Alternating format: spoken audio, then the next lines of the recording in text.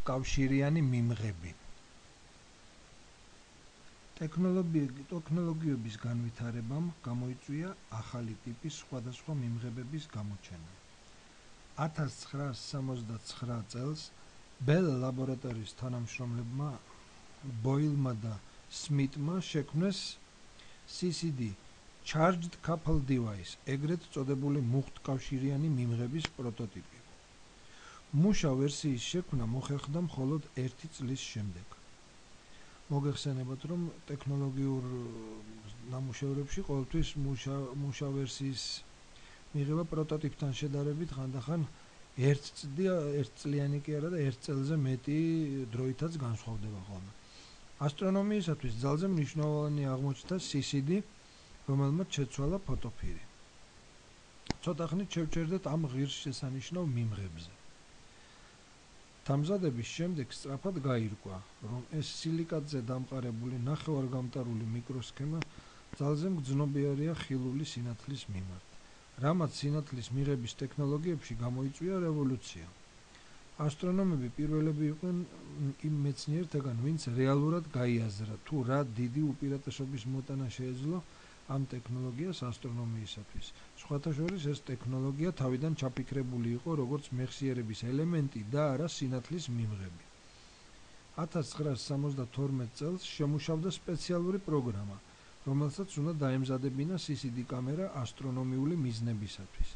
3 წლის შემდეგ კი მიღებული იქნა პირველი გამოსახულება. თქვენ წინაშეა CCD კამერით მიღებული პირველი ასტრონომიული გამოსახულება. ეს გახლავთ ურანის გამოსახულება, რომელიც მიღებულ იქნა 1975 წელს. ესე გადაღებულია ახლო ინფრაწითელში 8900 სანქტიმეტრ ტალღის სიგრძეზე. განვიხილოთ მიმღების მუშაობის პრინციპი.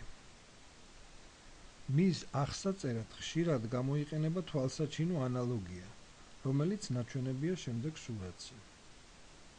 ჩვენ წინაშეა CCD კამერის თვალსაჩინო ანალოგია.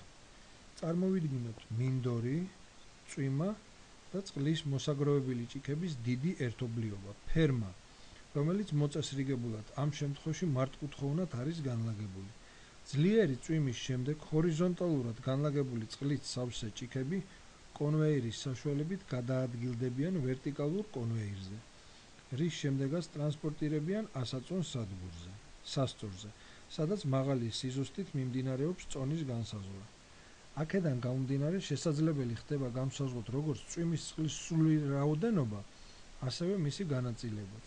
CCD-ც ანალოგიურად მუშაობს, წვიმის წვეთები ფოტონებია, ხოლო ჭიქები კი ფოტონების მომგროვებელი პიქსელები.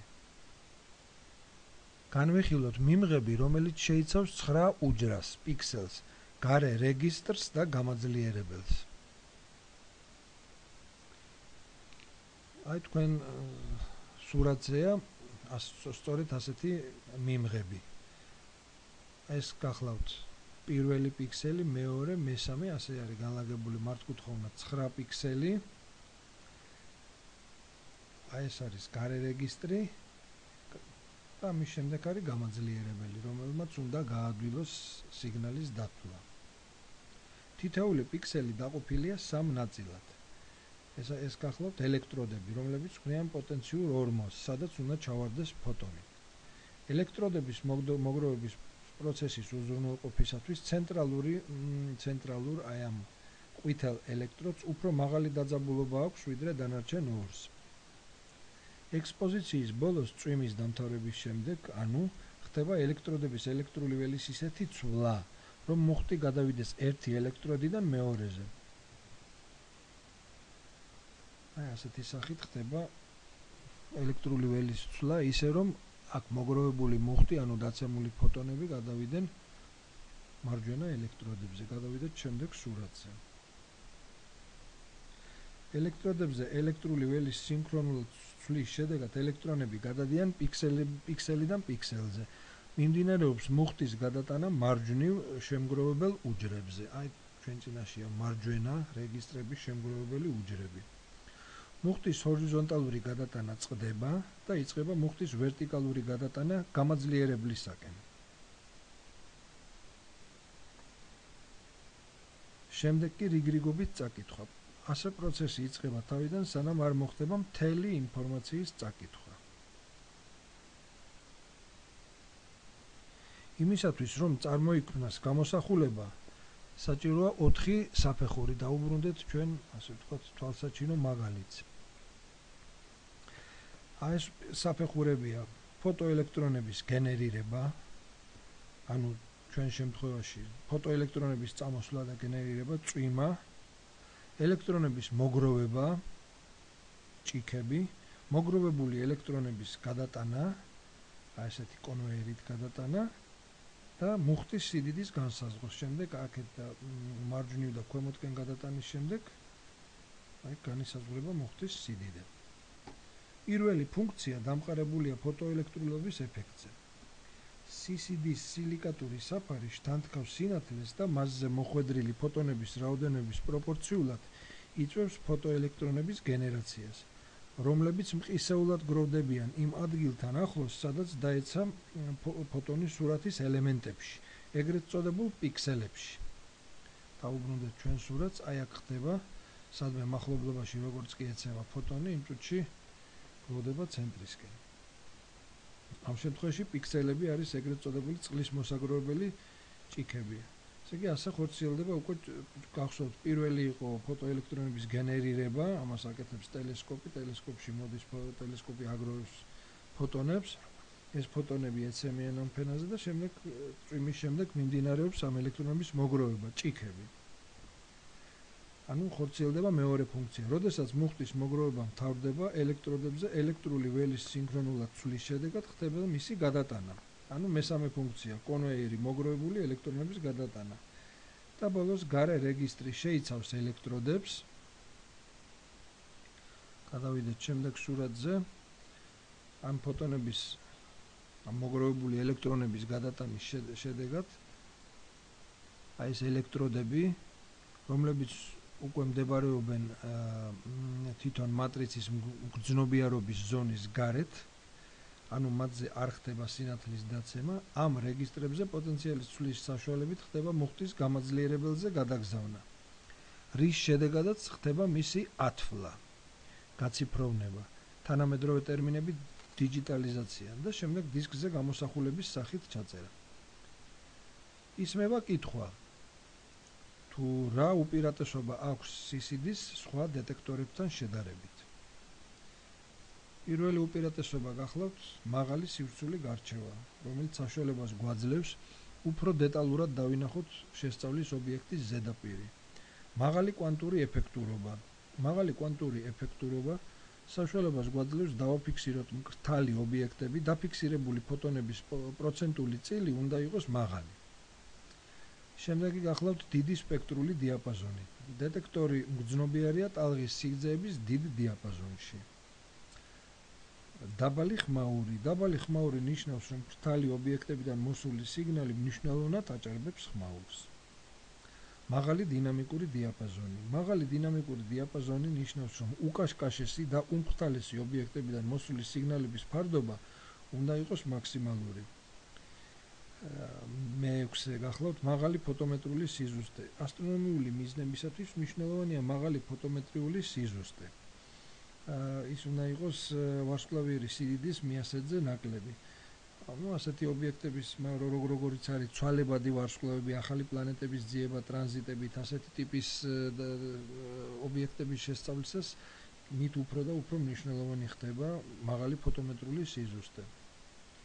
შემდეგ სიმყარე, ანუ იგი არ შეიცავს ადვილად მტვრევად დეტალებს და წრფივობა. წრფივობა სიგნალის სიდიდე ობიექტიდან მოსული ნაკადის პროპორციული უნდა იყოს. ახლა განვიხილოთ თითოეული ცალ-ცალკე. ანუ დავიწყოთ მაღალი სივრცული გარჩევით. მაღალი სივრცული გარჩევა საშუალებას გვაძლევს უფრო დეტალურად დავინახოთ შესასწავლი ობიექტის ზედაპირი.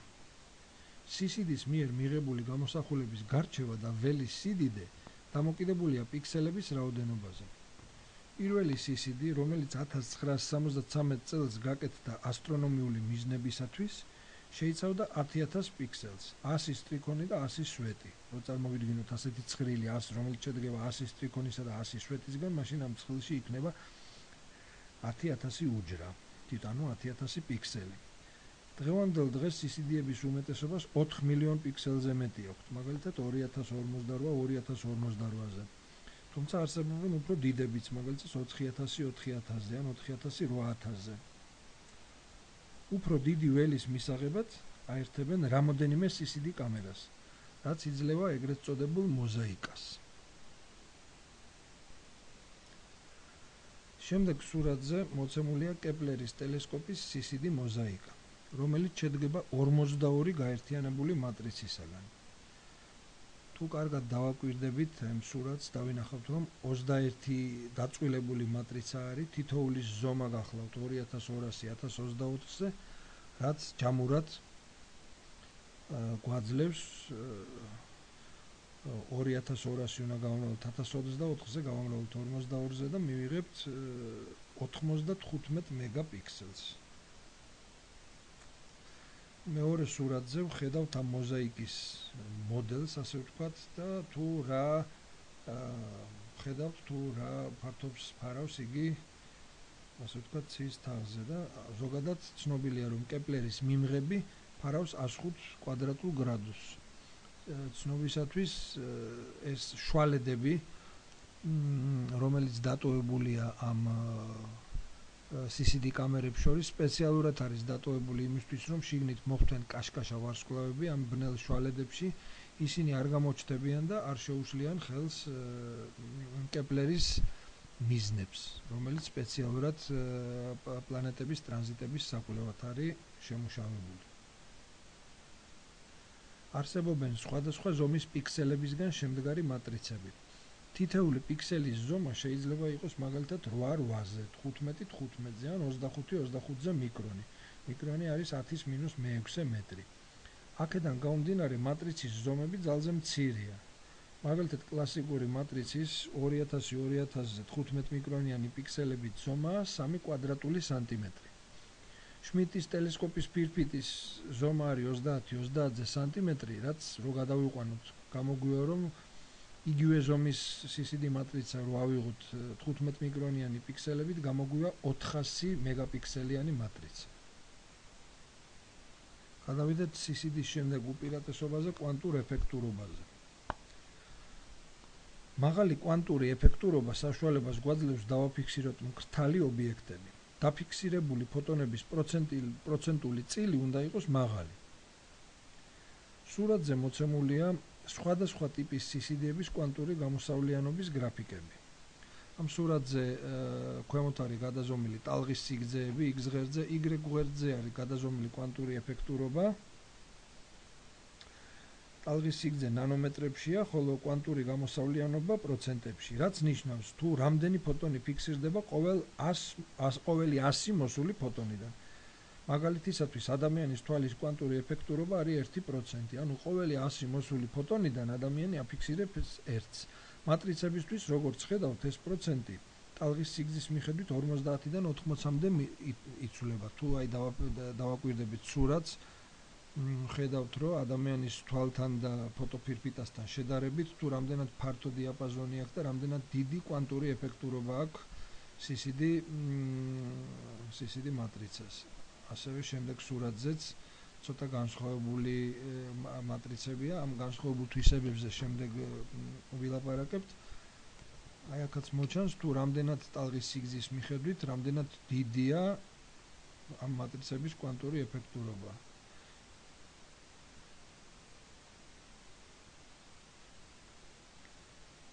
დიდი სპექტრული დიაპაზონი, ეს გახლავთ მისი მესამე CCD მატრიცის მესამე უპირატესობა. დეტექტორი მგრძნობიარეა ტალღის სიგრძეების დიდ დიაპაზონში. აი ესე თუ შევადარებთ ისევ ადამიანის თვალს ფირფიტას, ხედავთ, რომ ეს ტალღის მცირე ინტერვალში არის მგრძნობიარე, ხოლო CCD კამერა კიდევ გაცილებით უფრო დიდ ინტერვალშია მგრძნობიარე. ზოგადად, როგორც თვალის, ასევე სხვა მიმღებების სპექტრული დიაპაზონი ძნელად თუ შეედრება CCD-ს. თუ მატრიცას გამოსხივება ეცემა ზემოდან, იგი ნაკლებად მგრძნობიარეა ულტრაიისფერის და რენტგენის მიმართ, რადგანაც ინდივიდუალური პიქსელის ელექტროდები ვერ აფიქსირებენ ამ ფოტონებს. ასეთ შემთხვევაში მატრიცის ზედა ფენას ფარავენ ფოსფორის თხელი ფენით, რასაც ეძახიან ეგრეთ წოდებული ultraviolet coating, რომელიც ულტრაიისფერ ფოტონებს გარდაქმნის უფრო გრძელტალღოვან ფოტონებად. ასეთ შემთხვევაში კვანტური ეფექტურობა იზრდება 20%-ით. ულტრაიისფერი ფოტონების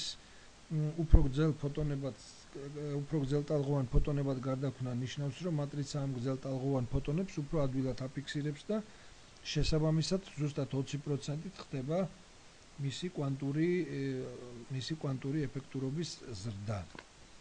არანაკლებ ეფექტური გამოდგა უკანა განათებაც, ეგრეთ წოდებული back illuminated.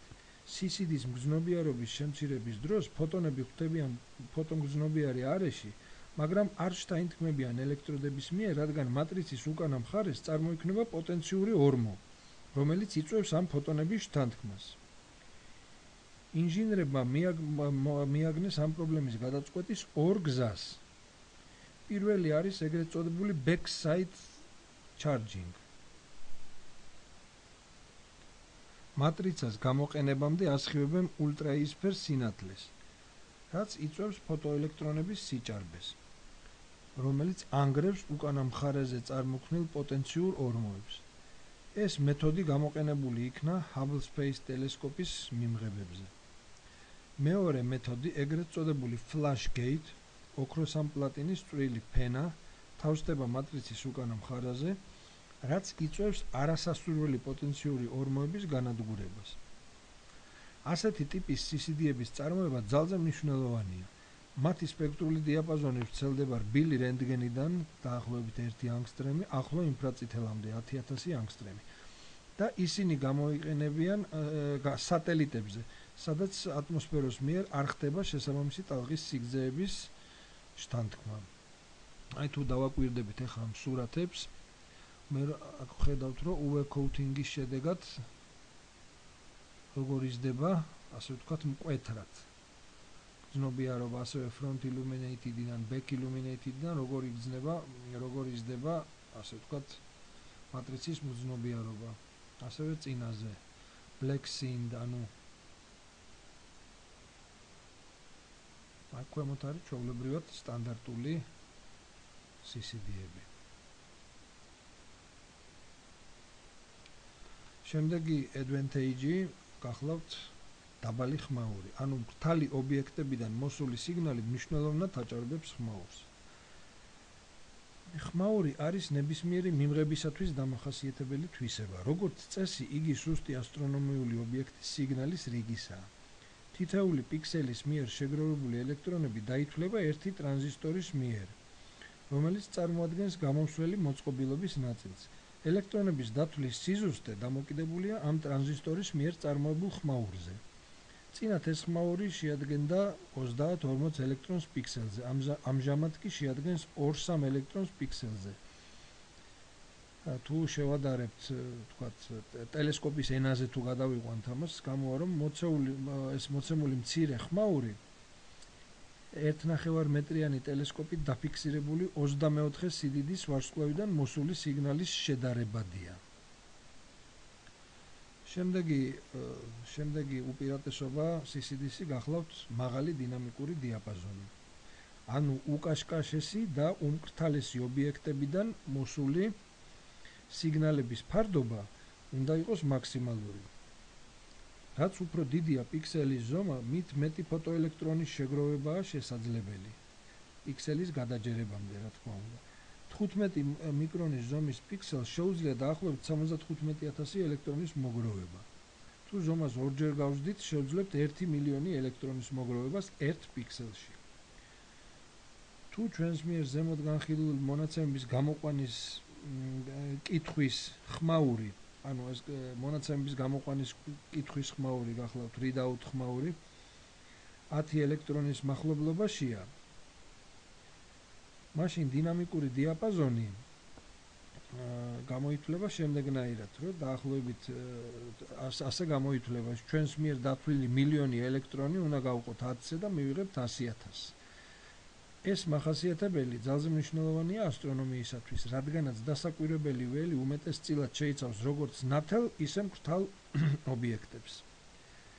D უდრის 10,000 ნიშნავს, რომ შეგვიძლია ერთ ველში მაღალი სიზუსტით ჩანდნენ 12.5 ვარსკვლავიერი სიდიდით განსხვავებული ობიექტები.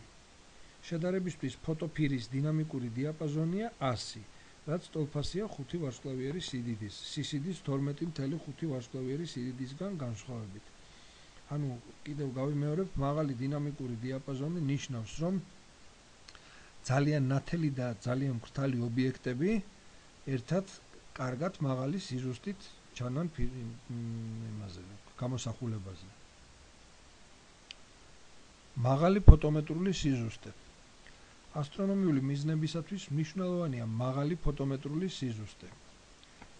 ანუ ერთ მიასედ ვარსკვლავიერ სიდიდეზე მეტი. მაგალითად, ცვალებადი ვარსკვლავები, ახალი პლანეტების ძიება ტრანზიტებით და კიდევ ძალზე ბევრი ამოცანები. თუ მიმღების მგრძნობიარობა არ არის სტაბილური და დროში იცვლება, ასეთი მიმღები ასტრონომიისათვის გამოუსადეგარია.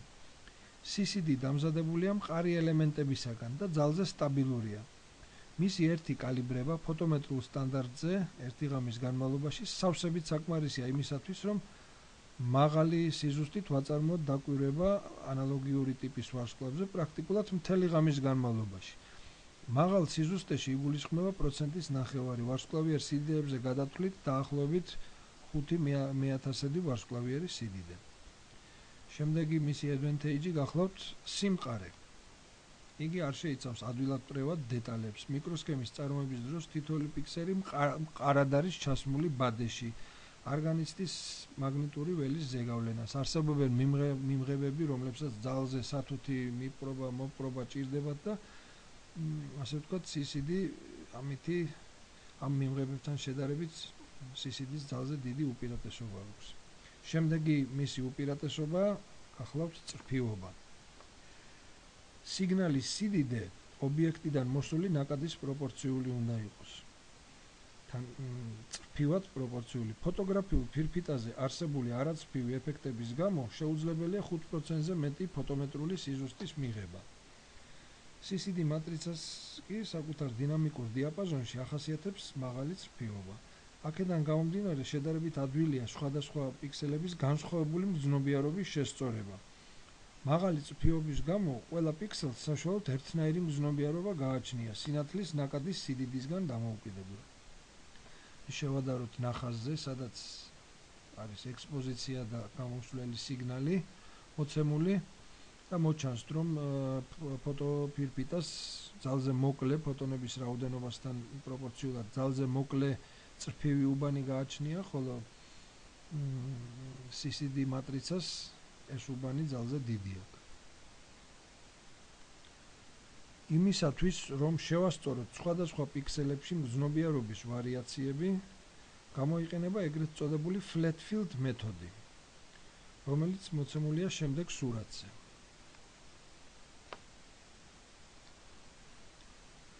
სურათის პირველ ნაწილში მოცემულია galaktikis გამოსახულება, რომელიც მიღებულია CCD კამერით პირდაპირი დაკვირვებით. ამ მაგალითში ჩვენი მატრიცა შედგება 9 პიქსელისაგან. პირველი სურათი არ გამოიყურება თანაბრად. თუ დავაკვირდებით პირველ სურათს, ვთქვათ, ზედა კუთხე არის შავი, ქვედა კუთხე უფრო ქვედა მარჯვენა კუთხე არის უფრო ღია ფერის, ზედა მარცხენა კუთხე შავი, მკვეთრად განსხვავებული სხვადასხვა ასე ვთქვათ ფერებია. პრინციპში შეიძლება ვერც მიხვდე რომელ ობიექტზე არის საერთოდ ლაპარაკი. ანუ პირველი სურათი შეიცავს მკვეთრ გადასვლებს. ამის მიზეზია ჩვენი 9 პიქსელის მგრძნობიარობებს შორის სხვადასხვაობა. ასტრონომიისათვის გამოსადეგი ზუსტი გამოსახულების მისაღებად საჭიროა პიქსელების არათანაბრობის შესწორება, რაც შემდეგნაირად ხორციელდება. საჭიროა მოინახოს ნაკლებად ცვალებადი თანაბარი სინათლის წყარო მოცემული დასაკვირვებელი ღამის განმავლობაში. მაგალითად, ტელესკოპის გუმბათში არსებული სინათლე, რომელსაც dome flats უწოდებენ, ან დილის ან საღამოს ბინდის სინათლე, sky flat. მეორე სურათზე სწორედ ასეთი გამოსახულებაა მოცემული. მეორე სურათი საშუალებას გვაძლევს დავინახოთ, თუ რამდენად განსხვავდება პიქსელების მგრძნობიარობები თანაბარი ერთნაირი განათების პირობებში. ნამდვილი გამოსახულების მისაღებად საჭიროა პირველი გამოსახულება გავყოთ მეორეზე, რაც მოგცემს ასეთივე სურათს, როგორც გვექნებოდა ერთნაირი მგრძნობიარობის პიქსელებით, ანუ ძალზე მაღალი ხარისხის CCD მატრიცით, რომ გადაგვეღო, ასე ვთქვათ, ეს galaktika. განვიხილოთ ხმაურის კიდევ ერთი მაგალითი, რომელიც მოცემულია შემდეგ სურათზე. ანუ readout noise, კითხვის ხმაური. ამ სურათზე მოცემულია M100 galaktikis 4, 1, 10, 100 და 1000 წამიანი ექსპოზიცია. ცალსახაა, რომ სიგნალის და ხმაურის ფარდობა მკვეთრად იმატებს ექსპოზიციის ხანგრძლივობასთან ერთად. აი თუ შევადარებთ პირველ სურათზე პრაქტიკულად არ მოჩანს galaktika, რაღაც წერტილი მოჩანს, მეორეზე უკვე გამოჩნდა კონტურები, მესამეზე უკვე ძალიან კარგად მოჩანს და მეოთხეზე საერთოდ საუკეთესო გამოსახულებაა. ეს ასე ვთქვათ, ეს სურათი ცალსახაა, რომ სიგნალის და ხმაურის ფარდობა, აი რაც ჩვენთვის ძალიან მნიშვნელოვანია, ექსპოზიციის დასთან ერთად მკვეთრად იმატებს. მოკლე ექსპოზიციების ხმაური გამოწვეულია მატრიცის მიერ ინფორმაციის კითხვის დროს შემოსული დამატებითი ელექტრონებით. აი სწორედ ეს გახლავთ readout noise. ხოლო ექსპოზიციაში, დიდ ექსპოზიციებში, დიდი ექსპოზიციების ხაროზებში უფრო მეტწილად მონაწილეობს, ასე ვთქვათ, ციდან მოსული ფოტონების ხმაური. და ბოლოს ეგრეთ წოდებული შემდეგ სლაიდზე მოცემულია კოსმოსური სხივების ხმაური. ხანგრძლივი ექსპოზიციის შემთხვევაში იზრდება კოსმოსური სხივების მიერ გამოწვეული ხმაურის ალბათობა. კოსმოსური სხივები მაღალენერგეტიკული ნაწილაკებია, რომლებიც პიქსელებში შეღწევისას იწვევენ მათ გადაჯერებას ელექტრონებით. ერთ კოსმოსურ სხივს შეუძლია მაგალითად 1000 ელექტრონით მეტი მოქცეს. ანუ იწვევენ მათ გადაჯერებას, ზედმეტად შევსებას. კოსმოსური სხივები აღწევენ ატმოსფეროშიც და თანამგზავრზე დაყენებულ ხელსაწყოებშიც. ეს კოსმოსური სხივების სიჭარბე განსაკუთრებით იგრძნობა მზის გამოფრქვევების დროს. აი მოცემულ ბნელ სლაიდზე კარგად მოჩანს კოსმოსური სხივების მიერ გამოწვეული ხარვეზები, რასაც ხედავთ აქ თეთრ წერტილებს. უმეტესობა გახლავთ სწორედ უმეტესობა კოსმოსური სხივების მიერაა გამოწვეული. აი ასეთი საკმაოდ რთული ტექნოლოგია გახლავთ, CCD ტექნოლოგია, მაგრამ ძალზე ბევრი უპირატესობები აქვს მას სხვა მიმღებებთან შედარებით და მისი CCD-ის გამოჩენამ პრაქტიკულად რევოლუცია გამოიწვია არა მარტო ასტრონომიაში და სხვა მეცნიერებაში, არამედ ჩვენს ყოფაშიც. იმიტომ რომ ყველა ვთქვათ ფოტოაპარატებში და კიდე ტელევიზორებში და კიდე ძალიან ბევრ ყოფით ხელსაწყოებშიც განლაგებულია ეს CCD მატრიცები. ერთადერთი რაც უმეტეს CCD მატრიცებს განასხვავებს, რაც ყოფით CCD მატრიცებს განასხვავებს ასტრონომიულისგან და სამეცნიეროსგან ზოგადად არის ის, რომ გაციების სისტემა აქვს CCD მატრიცას უფრო მაღალი ასტრონომიულს, თითოეული პიქსელის მგრძნობიარობა აქვს უფრო ძვირი, უფრო მგრძნობიარობა აქვს უფრო მაღალი და ეს გაციების სისტემის არსებობა და მაღალი მგრძნობიარობა სწორედ განაპირობებენ ასტრონომიული, ზოგადად მეცნიერული CCD-ების სიძვირეს.